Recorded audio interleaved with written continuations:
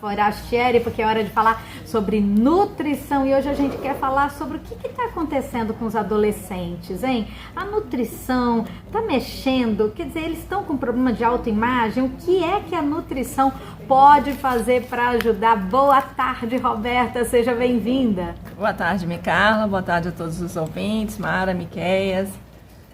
Os adolescentes vêm sofrendo, né, desde que esse período da adolescência, segundo a Organização Mundial de Saúde, adolescente é aquele que tem entre 10 a 19 anos. Mas a ONU já define que essa adolescência, ela vai de 15 a 24. E eles não chamam de adolescentes, chamam de jovens.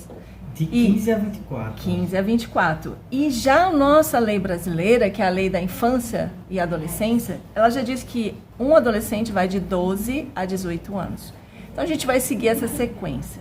E o que acontece com o adolescente? Acontece que é um período muito desafiante de toda a evolução do corpo, porque é onde ele está fazendo todas as mudanças, grandes mudanças impactantes dentro do corpo, na parte fisiológica, dentro da mente, na parte neurofisiológica, biológica e dentro dessas mudanças que vai desde a morfologia, que é a forma que o corpo está mudando, como também a parte de cognição. É um período onde as funções executivas, a atenção, a memória operacional, tudo isso está sendo, que é o que a gente chama de neuroplasticidade, ela está sendo refeita, ela está sendo crescida, está sendo desenvolvida e maturada. Então, nesse período, o adolescente ele vai estar sempre com um desafio entre aquilo que ele era, criança, e aquilo que ele está sendo e aquilo que ele vai se tornar ser. Então, ele não sabe como ele está, nem quem ele vai ser, nem aquilo que ele é. Para vocês terem uma ideia, até o tom de voz muda, né? Dependendo de se for masculino. Então, o que acontece nesse momento é que o adolescente ele começa a criar modelos de imagens daquilo que ele admira no sentido daquilo que está perto dele. E aí é onde entra a mídia. É aí onde vai entrar as formas que a mídia coloca, que é o certo, é o bonitinho, ou não é o bonitinho.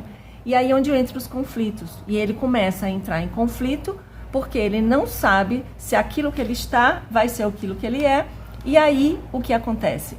Vem todas as alterações hormonais e ele não tem o que a gente chama uma imagem de si mesmo. Essa autoimagem. E aí, essa autoimagem vai fazer com que repercuta também concomitantemente com esse crescimento da célula, que é onde entra a nutrição. Porque nesse momento, ele quer fazer com que as regras da sociedade, que é um corpo hoje diferente, né? Se a gente for analisar o século XVI, onde o barroco era lindo, os gordinhos eram lindos, né? Não, e vamos, a gente não precisa nem ir lá tão longe. Eu lembro quando eu era criança, o bonito era você ser uma criança gorda. Quando eu, por exemplo, que era bem magrinha, você tem cara de também ter sido bem magrinha, a gente sofria com os avós dizendo, vai ter que comer, mas olha, tem que comer porque você não tá bem, você precisa comer. Então, a gente foi uma mudança muito radical em pouco tempo, né, Roberta? Exatamente. Até hoje no interior tem muito essa cultura. Eu fazendo dieta, do crossfit, eu chego da casa da minha avó e falo, meu filho, você não tá comendo bem não. Não estão lhe alimentando, você não tá se alimentando bem, tá tão magrinho, meu Deus. Aí olha pra mim, Kátia, minha filha, você não tá comendo, come nada. Francisco, que trabalha lá em casa, vive dizendo, ai, dona Micarla, a senhora tá tão estranha, assim, magra, parece que tá doente. Então aí imagine esse conflito desses pais, porque nesse momento o adolescente que não tá ainda com a imagem formada do que ele é e quem ele é, então ele começa a ouvir esse ambiente, é o que a gente chama na neurociência, na epigenética, que o ambiente vai modificar a genética. Então hoje já é provado dentro da neurociência que as coisas que acontecem ao redor, que a gente chama de ambiência, vai modificar esse sujeito. E se você olhar, o Brasil hoje tem o maior índice de adolescentes obesos. Por quê? Porque essa mídia influencia. Então, se antes o gordinho era saudável, era o bonitinho, hoje é o magrinho. Então, para as meninas, elas ficam com a preocupação do excesso de peso, da gordura. E para os rapazes, o que acontece é que eles estão preocupados com o músculo. Então, fica essa coisa. Aí a mídia joga. Você precisa se preocupar com o músculo, com a sua estética, ficar magrinha. Para os adolescentes que estão com uma imagem positiva, então eles vão para uma academia, eles vão regular a alimentação deles, eles vão realmente preocupar com uma alimentação saudável, porque ele entende esse processo de onde ele está vivendo, que é a adolescência. Mas se ele não entra, e que é a maioria das pessoas, nesse positivo, ele vai para o negativo. Então ele fica em conflito com a mídia social, ele olha para o espelho e vê que ele não está do jeito que os padrões estão pedindo, então o que ele faz? Ele vai para o lado negativo. É onde entra os transtornos alimentares, bulimia, anorexia.